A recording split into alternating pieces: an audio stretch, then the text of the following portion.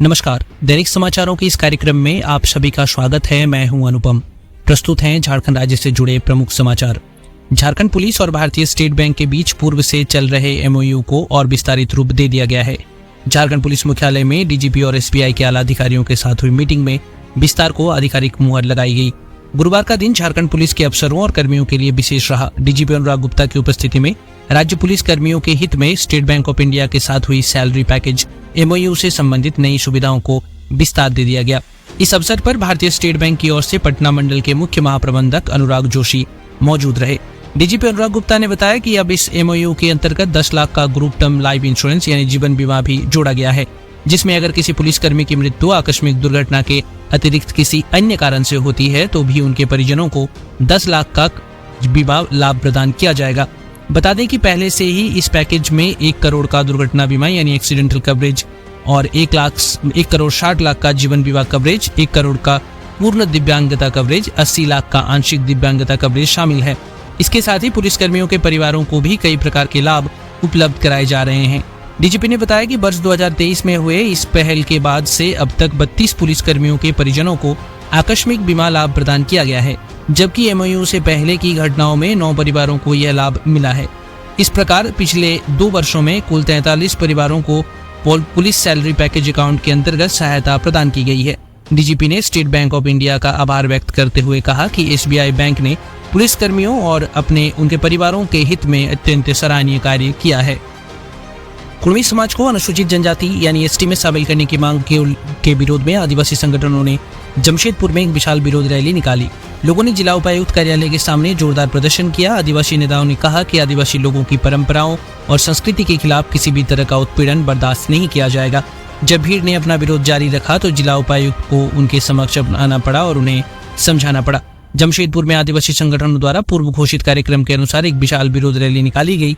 जिले के विभिन्न क्षेत्रों से आदिवासी संगठनों द्वारा आयोजित इस रैली ने सड़क मार्ग से नारे लगाते हुए पूर्वी सिंहभूम जिला उपायुक्त कार्यालय तक मार्च किया और जोरदार विरोध प्रदर्शन किया।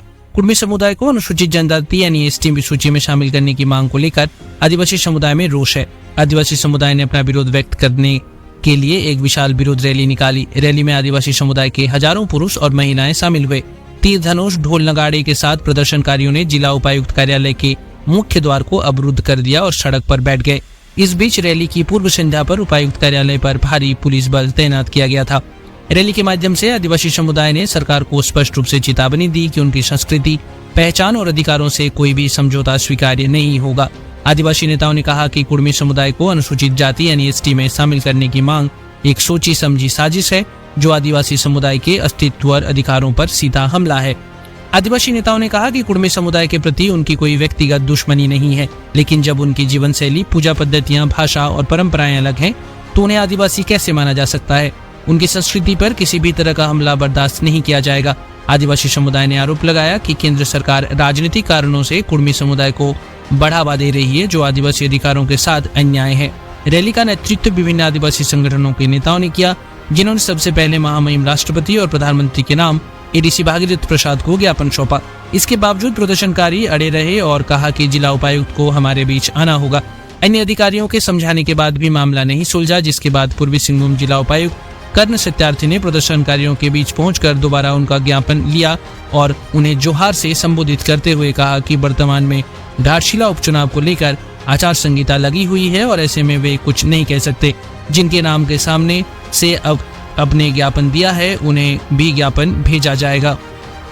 झारखंड कर्मचारी चयन आयोग जेएसएससी द्वारा आयोजित झारखंड तकनीकी एवं विशिष्ट योग्यताधारी स्नातक स्तरीय संयुक्त प्रतियोगिता परीक्षा 2023 को एक दिन पहले ही अचानक स्थगित कर दिया गया। इसको लेकर अभ्यर्थियों में भारी आक्रोश देखने को मिला। वहीं भाजपा ने इसको लेकर झारखंड सरकार को आड़े हाथों लिया है। आयोग ने बुधवार रात अचानक एक आवश्यक सूचना जारी करते हुए कहा कि 9 अक्टूबर से 16 अक्टूबर 2025 तक प्रस्तावित परीक्षा नियमित एवं बैकलॉग दोनों को अपरिहार्य तकनीकी कारणों से तत्काल प्रभाव से स्थगित किया जा रहा है। इस सूचना में यह भी स्पष्ट किया गया कि परीक्षा की नई तिथि की घोषणा जल्दी की जाएगी। आयोग ने उम्मीदवारों से वेबसाइट पर अपडेट देखने की अपील की है। हालांकि परीक्षा की पूर्व संध्या पर इस तरह की घोषणा से ने लाखों अभ्यर्थियों को गहरी निराशा में डाल दिया है। साहिबगंज जिले के राजमहल प्रखंड क्षेत्र के जामनगर में गुरुवार को अज्ञात बदमाशों ने एक स्कूली बच्ची का अपहरण करने का प्रयास किया। हालांकि स्थानीय लोगों की सजगता से बदमाश अपने मंसूबे में कामयाब नहीं हो सके। छात्रा को जबरन गाड़ी में बिठाने का प्रयास करता देख स्थानीय लोग पहुंच गए और छात्रा को बचा लिया। पुलिस से मिली जानकारी के मुताबिक उत्क्रमित उच्च विद्यालय जामनगर के समीप 5-6 की संख्या में बदमाश पहुंच गए और एक छात्रा के साथ मारपीट करते हुए उसे वाहन पर बिठाकर भागने का प्रयास करने लगे। ये देख वहां मौजूद मनसिंघा निवासी मोहम्मद रिजाउल शेख पहुंच गए और बच्ची को बदमाशों से बचाया। रिजाउल ने बताया कि बदमाशों का वाहन थोड़ी दूरी पर था, इस कारण बच्ची को बचाया जा सका। उन्होंने बताया कि घटना के वक्त उन्होंने एक बदमाश को पकड़ लिया था, लेकिन किसी तरह वो बचकर भागने में सफल रहा। झारखंड में पेशादा panchayat extension to scheduled area नियमावली लागू होने तक लघु खनिज और बालू के अलॉटमेंट पर लगी रोक जारी रहेगी। मुख्य न्यायाधीश त्रिलोक सिंह चौहान और न्यायमूर्ति राजेश शंकर की पीठ ने आदिवासी बुद्धिजीवी मंच की ओर से दायर अवमानना याचिका पर 9 सितंबर 2025 के आदेश को जारी रखा है। सुनवाई के दौरान कोर्ट ने राज्य सरकार के पक्ष को मानने से इनकार कर दिया। सुनवाई की अगली तारीख 30 अक्टूबर को तय की गई है। आदिवासी बुद्धिजीवी मंच के राष्ट्रीय संयोजक विक्टर माल्तो ने बताया कि राज्य सरकार की ओर से महाधिवक्ता राजीव रंजन ने कोर्ट को बताया कि नियमावली की प्रक्रिया चल रही है, विधि विभाग से राय ली जा रही है, निर्णय होने तक लघु खनिज और बालू के अलॉटमेंट पर लगी रोक को स्थगित कर दिया जाए, लेकिन कोर्ट ने आग्रह मानने से इनकार कर दिया। मंच की ओर से सुप्रीम कोर्ट के अधिवक्ता अभिषेक राय, ज्ञानंद सिंह और वरिष्ठ वकील अजीत कुमार ने पक्ष रखा। दरअसल झारखंड हाईकोर्ट ने 9 सितंबर को अपने आदेश में कहा था कि विस्तृत तर्क सुनने और सरकार की ओर से 4 सितंबर 2025 को कारण बताओ हलफनामे के अवलोकन के बाद कोर्ट का विचार है कि निर्णय का शीघ्रता से पालन होना जरूरी है, क्योंकि पहले ही 13 माह से अधिक का समय दिया जा चुका है। साथ ही कोर्ट ने अंतिम अवसर के रूप में 2 सप्ताह के भीतर मामले को कैबिनेट के समक्ष रखने को कहा है, ताकि संबंधित निर्णय को अक्षरशः पालन सुनिश्चित हो सके। मामले की अगली सुनवाई 30 अक्टूबर को होगी। जमशेदपुर जिले के बिष्टुपुर स्थित गोपाल मैदान में 18वें स्वदेशी मेले का शुभारंभ झारखंड के पूर्व मुख्यमंत्री एवं पूर्व केंद्रीय मंत्री अर्जुन मुंडा ने किया। 8 अक्टूबर से 16 अक्टूबर 2025 तक आयोजित होने वाले स्वदेशी मेला के शुभारंभ के दौरान जमशेदपुर पूर्वी विधानसभा विधायक पूर्णिमा साहू, टाटा स्टील के कॉर्पोरेट सर्विसेज के वाइस प्रेसिडेंट DB सुंदरारामम जी एवं झारखंड राज्य क्रिकेट एसोसिएशन के सचिव सौरभ तिवारी के अलावा स्वदेशी जागरण मंच के सदस्य भी मौजूद रहे। बता दें कि स्वदेशी निर्मित वस्तुओं के बाजार को बढ़ावा देने और स्थानीय रोजगार को एक पहचान दिलाने के उद्देश्य से स्वदेशी जागरण मंच द्वारा 2001 में स्वदेशी मेला की शुरुआत की गई थी। इस साल 18वें स्वदेशी मेले में देश के 22 विभिन्न राज्यों में उत्पादित वस्तुओं के स्टॉल लगाए गए हैं। धनबाद जिले के धनसार थाना क्षेत्र के बरमसिया स्थित FCI railway yard loading point पर अंधाधुंध गोलीबारी हुई। इस घटना में एक व्यक्ति को गोली लगी है। गोलीबारी से इलाके में अफरा तफरी मच गई। सूचना मिलते ही पुलिस मौके पर पहुंची और जांच शुरू कर दी। घायल व्यक्ति की पहचान ट्रक ड्राइवर श्रवण यादव के रूप में हुई है। ट्रक एसोसिएशन और अन्य लोगों ने 3 लोगों को मौके पर पकड़ा है।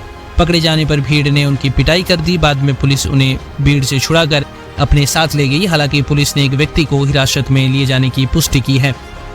गढ़वा जिले में जंगली हाथियों का आतंक थमने का नाम नहीं ले रहा है। इसी कड़ी में जंगली हाथियों के एक झुंड ने एक ग्रामीण को कुचलकर मार डाला। इस दौरान हाथियों के हमले से 2 ग्रामीणों ने भागकर अपनी जान बचाई। घटना रंका थाना क्षेत्र के विश्रामपुर गांव की है। दरअसल रंका वन क्षेत्र के विश्रामपुर गांव में रहने वाले 3 ग्रामीण किसी काम से जंगली क्षेत्र गए हुए थे। जब तीनों देर रात घर की ओर वापस लौट रहे थे, तभी रास्ते में तीनों ग्रामीणों का जंगली हाथियों के झुंड से सामना हो गया। इतने सारे हाथियों को देख तीनों ग्रामीण घबरा गए और भागने लगे, जिससे हाथी आक्रोशित हो गए और उन्होंने तीनों पर जानलेवा हमला कर दिया। इस बीच 2 ग्रामीण जान बचाने में सफल रहे, जबकि एक ग्रामीण मखड़ू उराव को हाथियों के झुंड ने घेर कर अपने पैरों तले उसे कुचलकर मौत के घाट उतार दिया। झारखंड के सभी जिलों में फूड सेफ्टी अफसरों की नियुक्ति के मामले में झारखंड हाईकोर्ट ने कड़ा रुख अपनाया है। मिलावटी खाद्य पदार्थों की बिक्री पर स्वतः संज्ञान लेकर दर्ज जनहित याचिका पर गुरुवार को सुनवाई के दौरान अदालत ने झारखंड लोक सेवा आयोग की ओर से दायर जवाब पर नाराजगी जताई। इस मामले पर सुनवाई करते हुए चीफ जस्टिस त्रिलोक सिंह चौहान और राजेश शंकर की खंडपीठ ने नाराजगी व्यक्त करते हुए JPSC के सचिव को 16 अक्टूबर को व्यक्तिगत रूप से अदालत में उपस्थित होने का आदेश दिया है। अदालत ने सचिव को यह बताने को कहा है कि जब वर्ष 2023 में फूड सेफ्टी अफसर की नियुक्ति के लिए विज्ञापन जारी किया गया था, तो अब तक ये स्पष्ट क्यों नहीं किया गया कि पद के लिए शैक्षणिक और समकक्ष योग्यता क्या होगी। अदालत ने कहा कि बिना पात्रता मानदंड तय किए विज्ञापन जारी करना गंभीर लापरवाही है। ये थे झारखंड राज्य से जुड़े प्रमुख समाचार। आप ये जानकारी हमारे YouTube चैनल अनुपम क्रिएशन से सुन रहे हैं। अगर आपको हमारा प्रयास पसंद आ रहा है तो कृपया वीडियो को लाइक और सब्सक्राइब करें और ज़्यादा से ज़्यादा शेयर करें। धन्यवाद।